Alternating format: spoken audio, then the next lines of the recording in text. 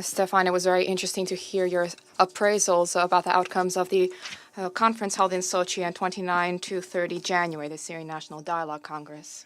Your participation on the part of the United Nations lent particular significance to this event. The Congress was a success, and yet another important step was taken towards the restoration of peace and stability in Syria. A genuine opportunity has emerged for revitalization of Syrian peaceful dialogue.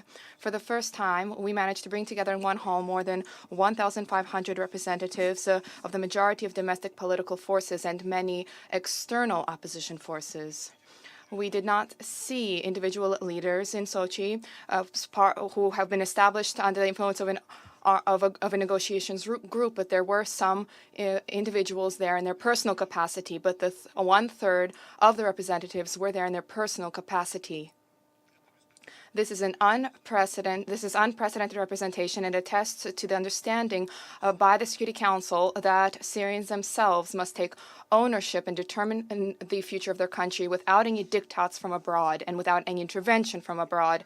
Participants in the Congress reaffirmed their commitment to UN-led dialogue on the basis of Security Council Resolution 2254.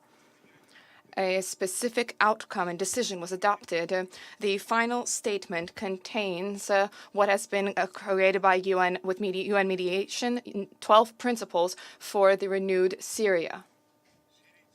The Syrian people reached agreement to establish a constitutional committee with a call for the UN Secretary General to instruct you, Mr. de Mistura, to lend assistance in organization of work to lay the ground for constitutional reform and to ensure definitive agreement by the composition of about the composition of the committee and its remit.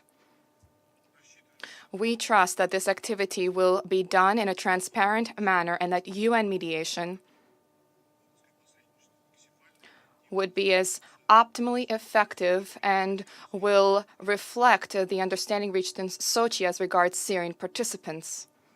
However, one thing is clear, and this is the proceeding from which we proceed, the premise from which we proceed.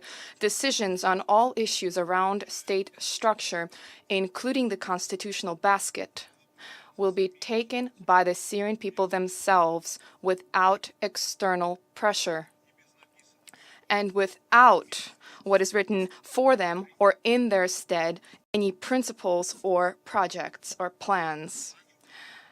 Furthermore, during the Congress, what was approved was the Syrian call for the international community to help in surmounting the crisis and in rebuilding the economy. The Russian Federation will continue to support intra-Syrian talks in Geneva. We regret the position of some countries who are talking members of the Syrian opposition out of visiting Sochi. And now this small group continues to engage in deconstructive activities, preempting the outcomes of Geneva discussions on the future political discussion in Syria. This is at odds with Resolution 2254. The sole basis for discussions of the issue of constitutional reform is what has already been mentioned, namely the 12 principles, and these were agreed upon by the Syrian people in Geneva. They were approved in Sochi, and they were enshrined in the final statement emanating from the Congress. Today, we are circulating this as an official Security Council document.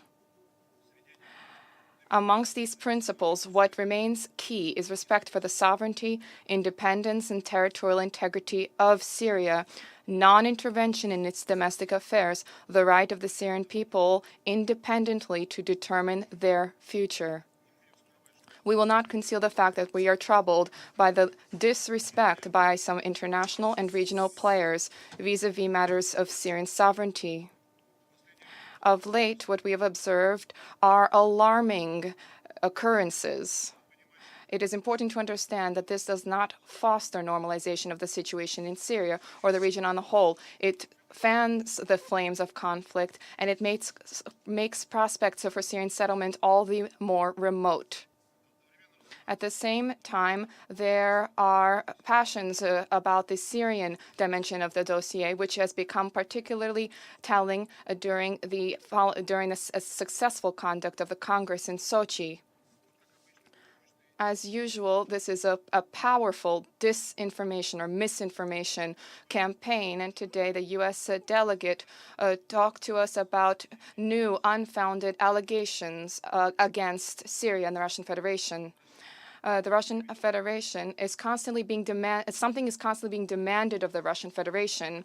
However, we will not demand anything, but we would request that our U.S. partners and our other partners under the coalition who have influence to bear on members of the opposition, for them to exert their influence so as to ensure that they too cease hostilities and refrain from provocations and further outbreaks of violence. Incidentally, we have another assessment. Our assessment differs about the incident which occurred in eastern Syria between coalition forces and the pro-government forces. This was not a provoked attack. This was an unprovoked attack.